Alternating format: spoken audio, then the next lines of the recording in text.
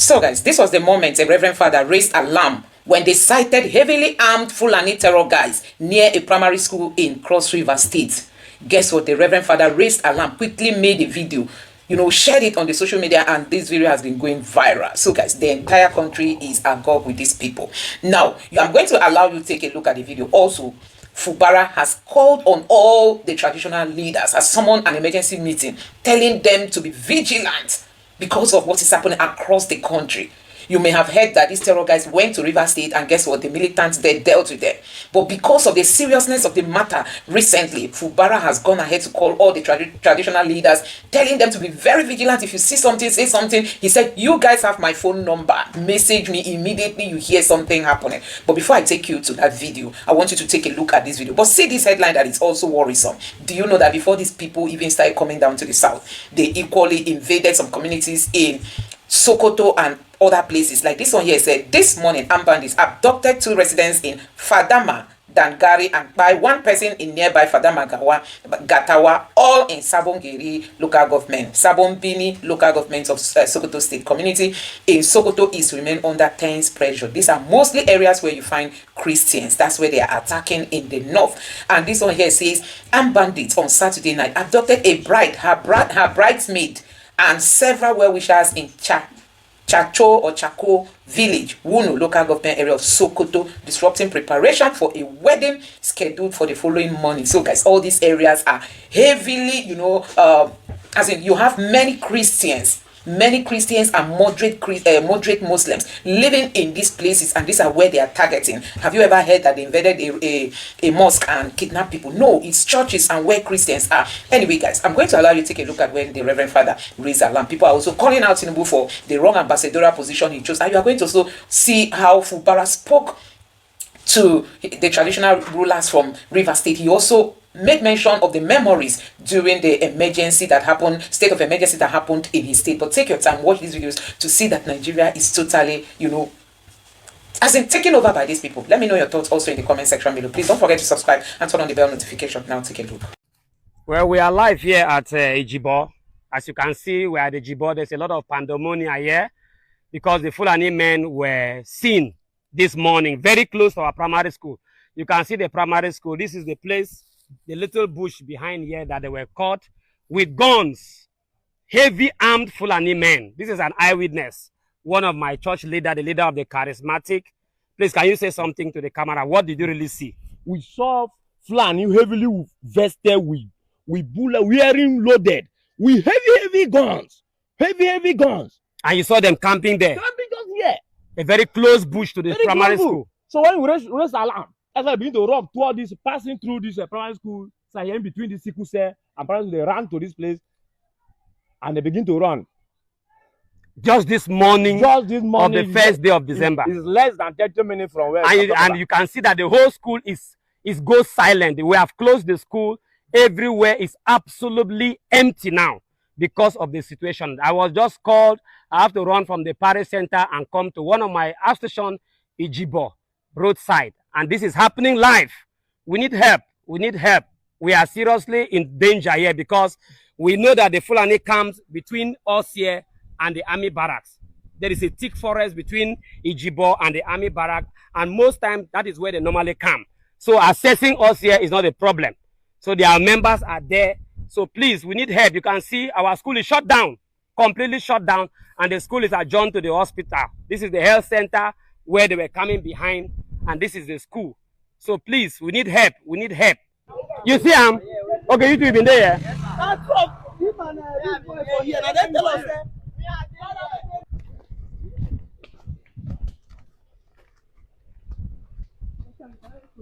Fulani have arrived here.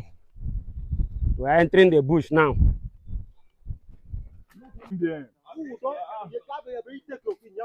Okay, now go to the other side. Okay. Some people don't share. Some people they go back to go meet some of our boys the other side. Okay. The manual area there. Okay. They never pass.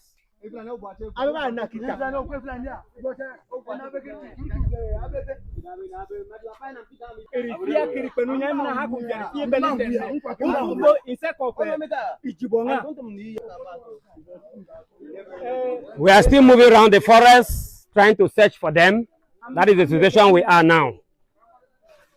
We are mobilized. We are not afraid. We are moving around to make sure our community is secured.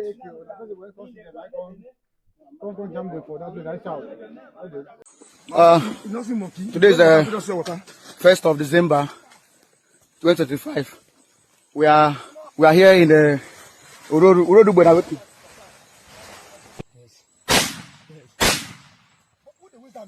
No, that one never died finish. Okay. Now you go down. No. Carry back for back. See, it's make a package. One package of chicken was going. Come here, come.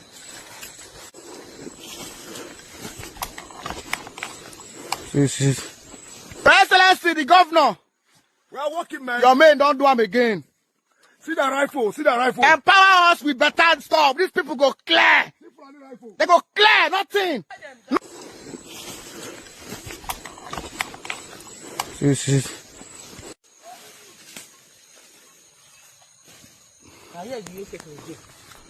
This is where we trade them. This is where we trade them. This is it. This is the camp where they are. Where is? This is the camp.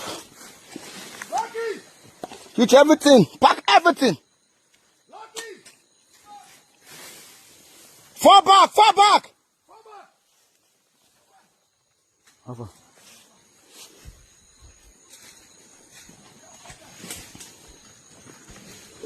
Baba.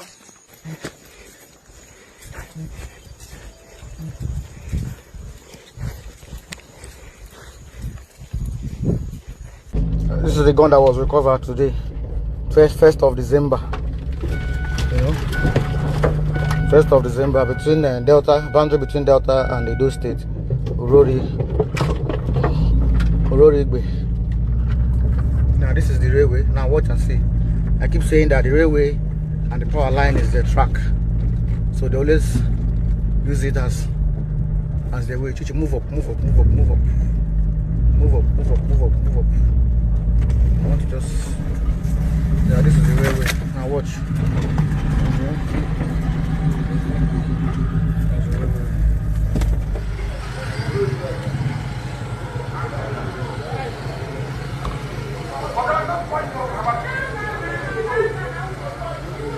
Go back in my head.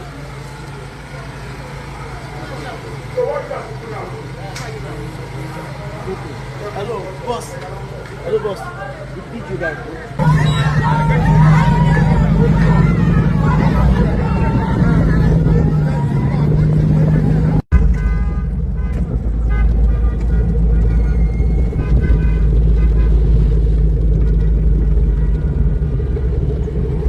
Nigerians, so this morning being the 1st of December 2025, today is the 1st, bandits attacked 2 communities in Sokoto State. 2 communities were attacked today, being the 1st of December 2025. You know the story. They will not tell you these things. They will not tell you. The federal government of bandit media will not tell you. But I told you, I always got your back. If they are not telling you, I am telling you. I put my life on the line for this thing. Bro, I don't care whether they like me or not. You don't understand? I don't care whether they like me or not. I will always be bringing out these things out for you guys to know what is going on here in the north. The north is bleeding. The north is bleeding. So around 9 a.m. this morning, bandits attacked Fadama Dangeri was attacked and Fadama Gatawa was attacked. Both of these communities are inside Sabon Brini local government area of Sokoto State. Go and do your verification. You know the story. When I finish, I tell you to go and do your findings. 4 people were kidnapped. 1 person unalived. This one happened today. 4 people kidnapped. 1 person unalived. Nigeria, defend yourself. Defend yourself. Defend yourself. By 22, defend yourself. The other day, a father lost his life. Mr. Anthony, he lost his life from heart failure. 3 of his children, 3 were among the children that were kidnapped in Papri, St. Mary Private Primary Secondary School in Papri, in Niger State. 3 of his kids were kidnapped.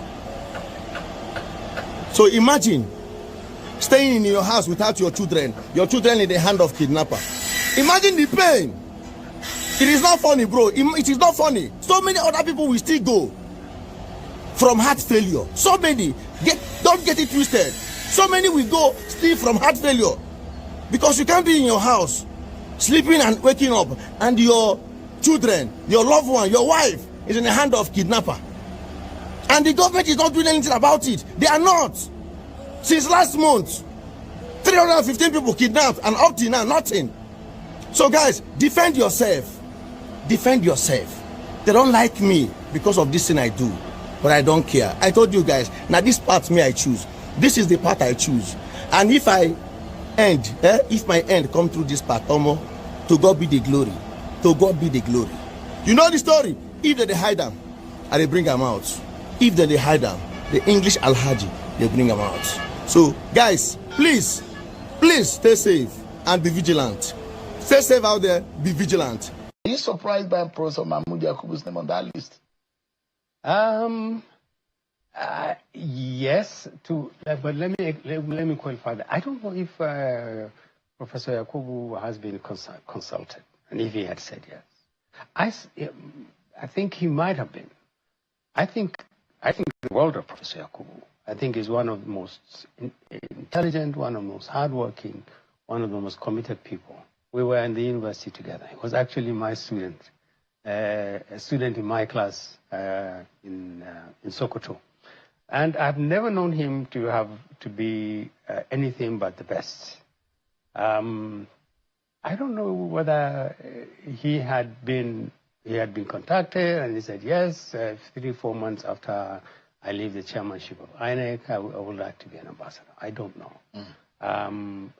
But there are. I'm talking about the propriety of it. This is just someone who. There are a lot of those who are discontent about the 2023 elections, and who will say the person who will superintend your election as president. How will it be interpreted? Because in law, there are a lot of the times, even when you deliver justice, they say it has to be seen to be. When you would have done it, but the perception of it is what some people are talking about. And it's not quite the only one. There are people who have raised eyebrow and criticized. Those people who have Reno Makri's name have come up, Femi Fanikade's name have come up. There are those who belong to the G5 former governors who worked for this government when they were governors and who are no longer governors. So there are a lot of people who are political and wives of former allies, and there are those who have raised eyebrows. There are those who are also saying, would you rather appoint your enemies or those who come from space? Let me just speak about Yakubu. My hope is, I hope Professor Mahmoud Yakubu was consulted. I hope he has given this thorough thinking, and I hope he's not making a mistake. Nation, on this one, thumbs up or thumbs down as far as appointments under this Tinubu government is concerned? I think the spread is bad. Absence of some sensitivity to spread is bad. I've seen people there who, to be honest with you, have come so far into politics. I don't see what values they will add as ambassadors outside our country. He has left it too late. This too little, too late. I'm not too sure what they will do, and yet there are countries where we desperately need presence. The presence, yeah. Like you said, we need to be there now. Yeah. Now. President Bola Ahmed Tinubu, Mr. President, we thank you and your government for constantly motivating past and present criminals in Nigeria to continue to dream big. For them to know, say, there is no limit to what they can achieve if they stay consistent and play their political card well. Thank you for your list of ambassadors of particular concern. INEC Chairman Professor Joash Amukpiton, stay active and stay motivated. Ajay, we know say Tinubu don't motivate you as they appoint the professor of glitches, your predecessor, Mahmoud Yakubu. You self, you don't learn lessons. Say if you play your card well and you are able to deliver your constituency or your polling unit, you too can become ambassador after your chairmanship. You can become anything. So Amukpiton, stay active and stay motivated, there is no limit to what you can achieve. President Tinubu and APC government, the joke is on you. Una think say na Nigerians una they do, but now una self una they do. It is a shame of a government. Nigeria day before APC come, and Nigeria will outlive this regime. Nigeria go deliver itself and it go move forward. But the joke is on all of you. As una they send ambassadors say una appoint to go those countries, so when Reno Mokri don't reach the country where they send and make it go, part of the things where go first tell the government where go to go submitting later to, now to give them the result of his findings when he go Chicago State University, when he go do investigation to determine say the president where appoint him is a known drug lord. That is part of the first things where Reno Mokri supposed to tell the government once he go there. Say as an ambassador, I've been done go one state university, I go do investigation and I come to the findings say the person where appoint me is a known drug lord. It should be part of the first things where Reno Mokri go tell the foreign government. Shame on all of you. Ori buruku lenshe, a government that rewards criminality and brazen corruption. It be like President Tinubu request for the list of the who is who in the corruption World Cup. The best 11 players from EFCC now they appoint ambassadors of particular concern, former governors will get case with EFCC, former directors of agencies will get case with EFCC. Ori buruku lenshe, people who are the pitching are repentant terrorists and Boko Haram, they not play their card well. If not them two supposed to be ambassadorial nominees now to tell the world say Nigeria defeat get repentant terrorists we go come later represent the country as ambassador. What of Gumi? Why Gumi not even make it to the list of ambassadors? Those are the kind of people who stand to launder the image of Nigeria. They are proper representative to speak on behalf of the country. All these repentant terrorists and repentant Boko Haram, why did they not make it to the final list? They not play their card well. They go they regret for where they did now. Look at them, see them. They don't go do Oriburuku. On a normal day, they are supposed to be in this list of ambassadors of particular concern. Oriburuku lenshe Nigerian government. Nigerians, this is an opportunity for anybody we mean well for this country. We love ourselves. This is a time for Nigerians to wake up, to begin to strategize, to mobilize and liberate yourself. The good thing about Tinubu and APC be say they know they pretend. President Tinubu is not pretending about his agenda and what he hopes to achieve. It is up to Nigerians to wake up and deliver themselves. If you never register to collect PVC, forget about say INEC no go do this, no go do that. Register. Get ready for election. Make the rig election through more than 100 and something million people who are determined to deliver themselves. Because all this one where they so na panic mode. They never even gather people finish. They will gather both kinetic and potential criminals and make ambassadors. Yeah, they smell. Now people like Anini will go quick die. If not, should be today, maybe they for make them into the list. Nigerians, for how long do you want to continue to lament and complain without taking action to deliver yourself? People where they oppress you, people where they cause all the criminality, they are not pretending about their strategy. What is the other explanation why they go appoint Mahmoud Yakubu as ambassador, waiting that they give all the psychophants ambassadorship for? It is clear the reason is simple. So if people where they destroy your life, no, they pretend, you too should not pretend about wanting to get freedom. A country that works for people of character and integrity and not a country that rewards criminality. Once a majority say enough, it will be enough. The power of the people must always be greater than the criminals in power. Nigeria will work in my lifetime. Nigerians, wake up and end affliction and make sure affliction does not rise a second time. My name is Peter for Nigeria. From the bottom of my heart, I've met you in Government House to say a big thank you. Thank you because when we had a situation, the royal fathers, you stood as fathers. You mediated where the need arises. And you've also confronted situations, even if it wasn't favorable to you. So I said thank you again for that support, for understanding that your role is fatherly role. And one of the major things that you are, one of the reasons why you were elected, appointed, or selected to be head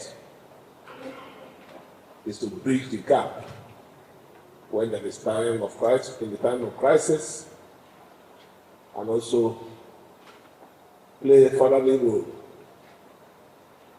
when you're called upon.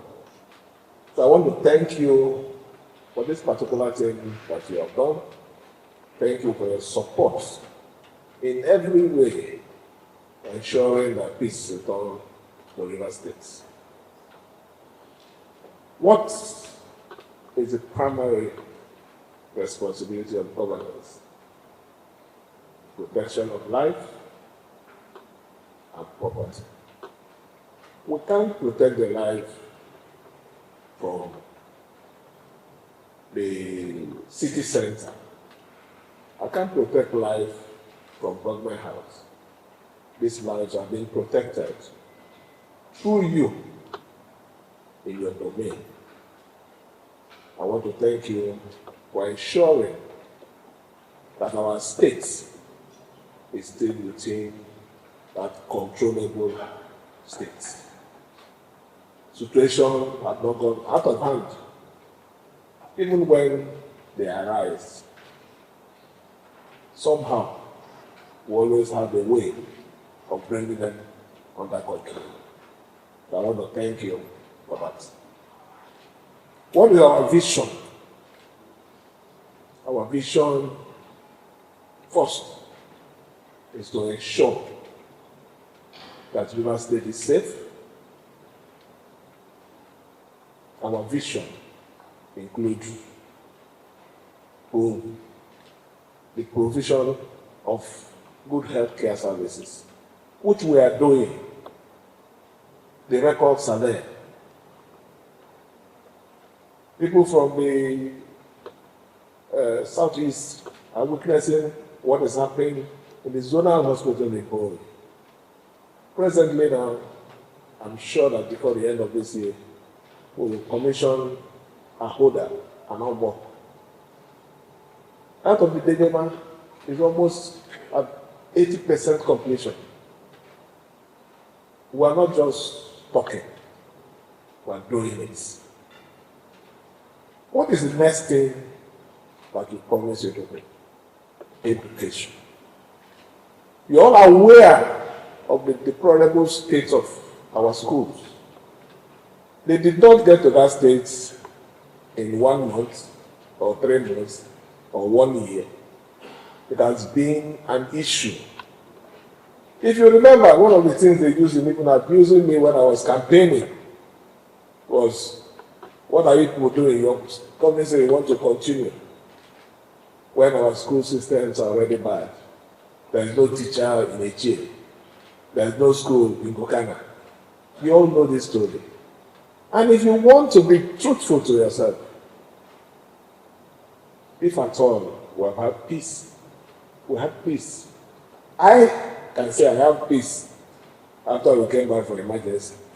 Tell me, have there been any months before that very unfortunate incident that we had 1 week of rest? So if we're talking about being focused, everybody will agree that even in the face of our crisis, we were focused. And if not what happened, we would have even exceeded the miles that we covered. But I can assure everyone, most importantly, our traditional rulers, who are closer to these needs of our people. Because in all these local places we're talking about, you are the closest people. You are the one who even provide voluntary teachers. Is it not? We understand that. And we appreciate it. And we are assuring you that all those needs will be taken care of.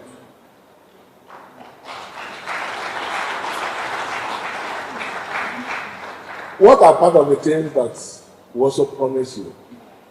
Job creation. We're trying to fix the enabling environment. We have a reason. A lot of people didn't understand why we had to set what we call River State Investment Promotion Agency. As of today, since after this peace has returned, investment confidence has been built It has returned in the state. People are coming to say, look, we're interested in investing in this area. We're interested in investing in that area. And with those investments, job will be created. And let me use this medium to address an issue. I saw some set of people sending messages to my WhatsApp. They want to protest for 10,000 jobs that they were employed, documented, and they were even provided for in the budget. I don't know which budget that's provided for. I will say it here. I said it before. We are going to employ, but we are going to employ based on the needs of these states. Do we have teachers? No. Do we have doctors? They're insufficient. So I'm not going to make employment politically because I want to please anybody. No. Employment will be based on the need of the state. And I assure you, as soon as we conclude the issue of our 2026 budgets, which will take a greater trunk, the budget is going to take a greater part, a chunk of the budget is going to be for schools. Because we've done enough in the road, we've done enough in the hospital. Well, the hospital cannot never be enough, but we've done reasonable things there. But schools are the major areas where we are going in our 2026 budget. And after that, the employment will follow. Do you employ people to go into school where there is no classrooms? We're employed. We started from level 8 and we grew. We have what they call work experience. We didn't jump into this business just from the sky. Even if we find ourselves in this business, we have a background. And that background is what helps us in our planning and it helps us in whatever decision we make. So we don't just jump into something so that we don't find ourselves being ridiculed. So I can assure you here that those needs of our schools, basically the secondary schools, because primary school is an issue of a local government, although what they will do is also need to support them. So I can assure you those things will be attended to in our 2026 budget. Thank you.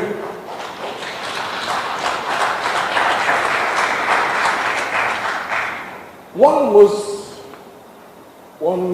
important thing, and I say a promise that I made to every one of you here, from the chairman, former chairman, and all our royal family, I will not, no matter your position, politically or otherwise, feel happy to disrespect you. Because it's not you that I'm disrespecting. I'm disrespecting the stool. So I want to assure you here that every one of you, I will continue to accord you the respect you, not just as a person, because of what you represent, more especially our royal fathers, that we're in a very difficult time in this country, and a lot of strange things are happening around us. I want to solicit that you be a watchdog in your domain. You should endeavor to work with your local government chairman, work with the security heads of your domain to safeguard the life and property of our people. More especially, those traditional rulers that are sharing boundaries with our neighboring states. Please, you need to be 110% alert now. My phone number is there. If there's anything, you can text me, or you can text anybody that you know that can get to me. I imagine that those who are on the instance, and some information that some of us are getting is that the tag as CPC is being fueled by Nigerians who are being in Washington and campaigning about what they feel very badly about in Nigeria. And so if that kind of campaign against Nigeria in Washington has been happening over the last few months, an ambassadorial chair could have kicked in and doused that tension. Absolutely. Could he? Absolutely. And if you had an ambassador, it would get to a point where the ambassador himself will exercise his own initiative. He can reach those same places where these people knock on the door and say, we are being killed because of our faith. He has intelligence officers. He has people who have been in that country for many years, who understand the political terrain, who is who and who is not. Those are advantages that you will get if you had someone. But we never had an ambassador. But let's look at it. Let's analyze on the basis of the merit. Are you scandalized by any name on that list? I think it would be improper to say. I began by saying, I think a few of those names need to be thoroughly scrutinized. There have been allegations against some of them. These have not been disproved. Some of them were in the courts. I would just say that it will serve the national interest. It would do justice to President Tinubu's campaign against corruption. It will do the missions they're sending them to great advantage if some names on that list are scrutinized thoroughly. And I don't think it is fair to mention names here. But there will be questions around some of them. But would you say this is a merit list or this is a political payment for some people? Okay, let's break it down into two. There are the career officers. I don't know them very well. Maybe when I was there in the 90s, maybe they were just recruits. But generally speaking, the career officers rise through the ranks. They get to a point where they are now appointable. They would have served 2 or 3 terms in other countries before they become ambassador material. Generally, it's difficult to take away the merit. There is national spread like everything else in this country. The non-career officers is largely political. They bring in political considerations. I've seen critics of the president who certainly are on that list. And my initial instinct, I'll be honest with you, was I thought President Tinubu is sending out all his critics outside the country to be ambassadors. And I hope I will not see my name in this. Because when I was in the Ministry of Foreign Affairs, they had to designate me as an ambassador in situ because they would not even the ambassadors of other countries in this country would talk to me at all as permanent secretary in the Ministry of Foreign Affairs unless I was an ambassador. They announced my appointment in the morning. The president, it was President Obasanjo in, I think 2006 or 2007, he had to appoint me an ambassador in situ. And for the entire period I was there, I was called an ambassador. I had the designation of ambassador. There are still ambassadors in situ, people who have never been, had some missions, but they give them from that time. But the point is, political appointees are basically political heads of diplomatic missions. They do the same work as others. There's not too much damage done because a lot of them don't understand what running missions is about, what heading policies, but they have excellent staff under them who do work. Now, the sad thing about it is that these guys have been working, but the link between them and the countries they live in, the political level there, has been missing. You have to have an ambassador or a commissioner or a political head overseeing in a country, overseeing another country. If you don't have that, you're absent. Are you surprised by any name of? Interestingly, you have been a lot of people who perhaps don't know deeply what your profile is. You've been a permanent secretary. You've been a chief of staff to a former Senate president. You've been at INEC. You've been in the presidency, so you know what this interplays will be. Are you surprised by Professor Mahmoud Yakubu's name on that list? Yes, but let me qualify that. I don't know if Professor Yakubu has been consulted, and if he had said yes. I think he might have been. I think the world of Professor Yakubu, I think he's one of the most intelligent, one of the most hardworking, one of the most committed people. We were in the university together. He was actually my student, a student in my class in Sokoto. And I've never known him to be anything but the best. I don't know whether he had been contacted and he said, yes, 3-4 months after I leave the chairmanship of INEC, I would like to be an ambassador. I don't know. But I'm talking about the propriety of it.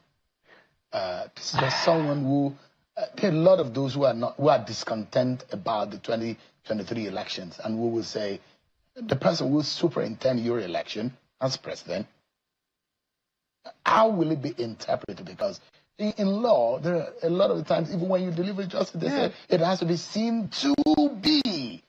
When you would have done it, but the perception of it is what some people are talking about. And it's not quite the only one. There are people who have raised eyebrow and criticized. Those people who Reno Makuri's name have come up, Femi Fanikaude's name have come up. There are those who belong to the G5 former governors who worked for this government when they were governors and who are no longer governors. So there are a lot of people who are political and wives of former allies, and there are those who have raised eyebrows. There are those who also say, would you rather appoint your enemies or those who come from space? Let me just speak about Yakubu. My hope is, I hope Professor Mahmoud Yakubu was consulted. I hope he has given this thorough thinking. And I hope he's not making a mistake. Because everything he did while he was in INEC and everything he will do for the rest of his life is going to be defined by what he did for his 2 terms in INEC. That is an absolutely clear issue. So again, I don't think the president is going to nominate somebody who hasn't said, yes, I will accept. Because that would be too risky. There are a few people I was surprised too. I'm not sure I would look at them with the same eye.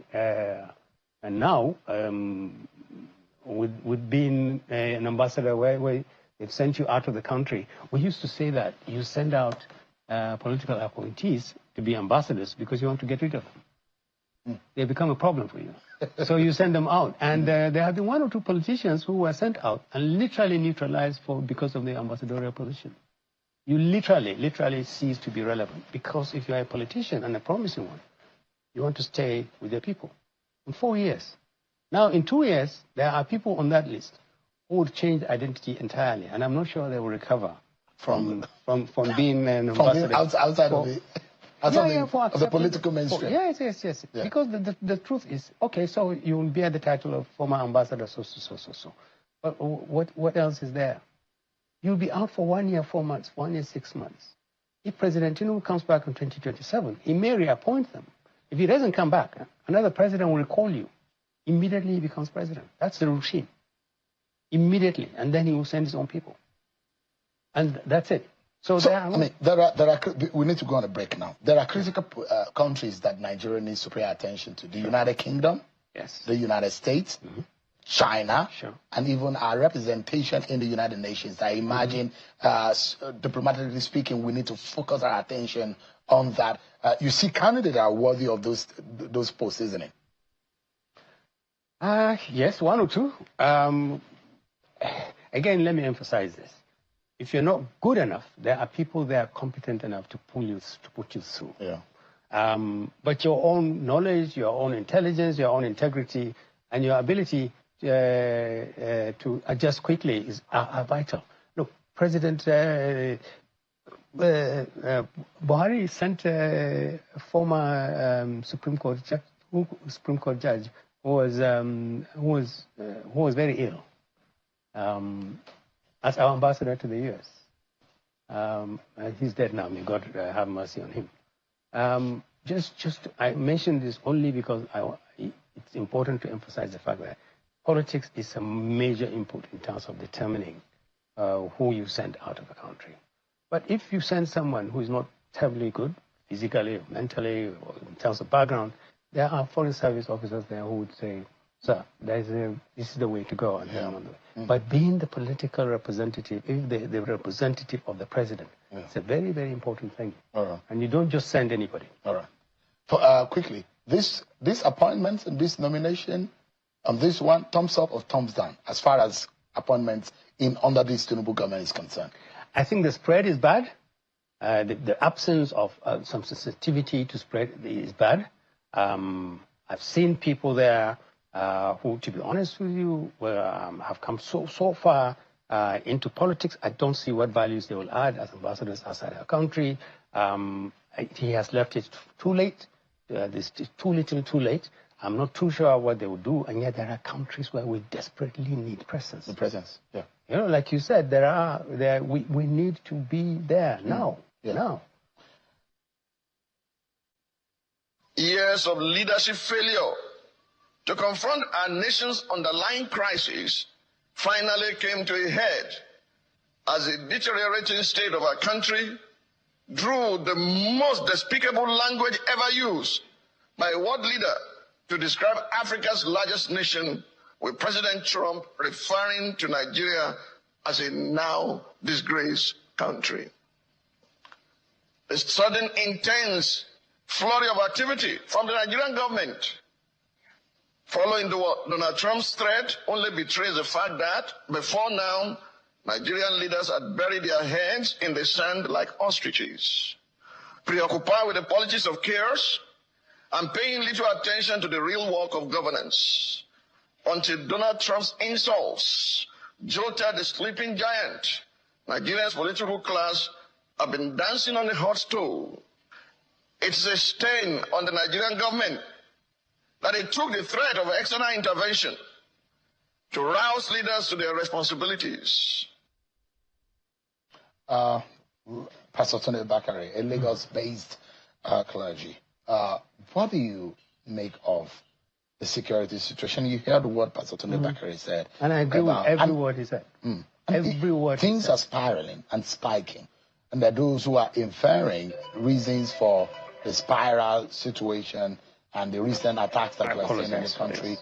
But interestingly is the fact that a lot of Nigerians are also answering questions as to why this is happening at this time, the reasons for it, and perhaps there are more that meets the eye from all what we see.